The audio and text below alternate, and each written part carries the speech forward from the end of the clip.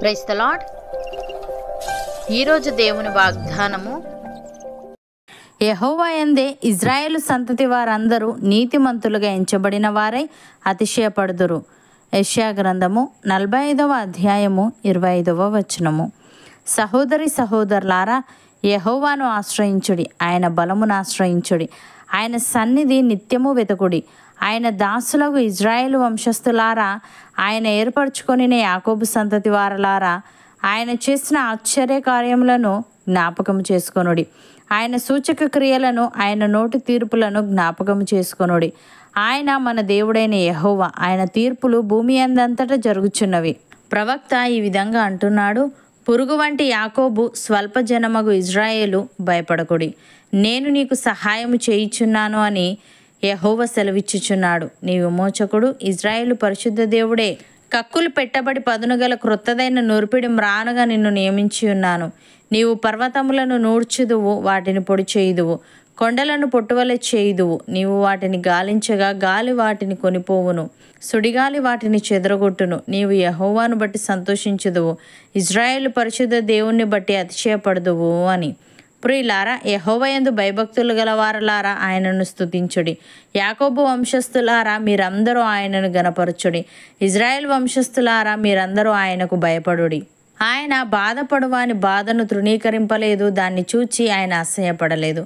అతనికి తన ముఖమును దాచలేదు. వాడాయనకు మొరపెట్టగా ఆయన ఆలకించెను. కీర్తనాకారుడు ఈ విధంగా అంటున్నాడు: దేవా, నేను మొరపెట్టగా నా మనవి ఆలకింపుము. శత్రుభయము నుండి నా ప్రాణమును కాపాడుము. కీడు చేయు వారి కుట్ర నుండి, దుష్టక్రియలు చేయు వారి అల్లరి నుండి నన్ను దాచుము. ఒకడు కత్తికి పదును పెట్టినట్లు వారు తమ నాలుకలకు పదును పెట్టుదురు. యథార్థవంతులను కొట్టవలనని చాటైన స్థలములలో చేదు మాటలను బాణములుగా సంధించుదురు.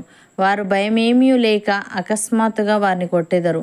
వారు దురాలోచన దృఢపరుచుకొందురు. చాటుగా ఉర్రలనొడ్డుటకు యోచించుకొనుచు మనలను ఎవరు చూచెదరని చెప్పుకొందురు. వారు దుష్టక్రియలను తెలుసుకొనుటకు ప్రయత్నింతురు. వెతికి వెతికి ఉపాయము సిద్ధపరచుకొందురు. ప్రతి వాని హృదయాంతరంగము అగాధము. దేవుడు బాణముతో వారిని కొట్టును. వారు ఆకస్మికముగా గాయపరచబడెదరు.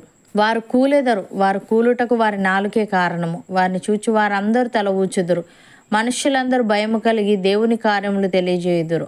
ఆయన కార్యములు చక్కగా యోచించుకొందురు. నీతిమంతులు యెహోవాను బట్టి సంతోషించుచు ఆయన శరణు వచ్చెదరు. యథార్థ హృదయులందరూ అతిశయిల్లుదురు అని.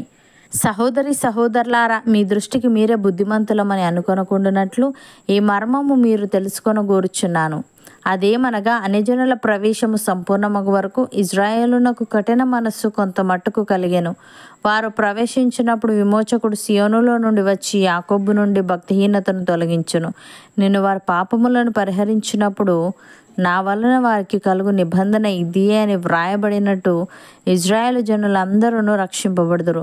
సువార్త విషయమైతే వారు మిమ్మును బట్టి శత్రువులు గాని, ఏర్పాటు విషయమైతే పితరులను బట్టి ప్రియులై ఉన్నారు. ఏలి అనగా, దేవుడు తన కృపావరముల విషయములోను పిలుపు విషయములోను పశ్చాత్తాపడడు. నమ్మిన వారు నాతో పాటు ప్రార్థనలో ఏకీభవించండి.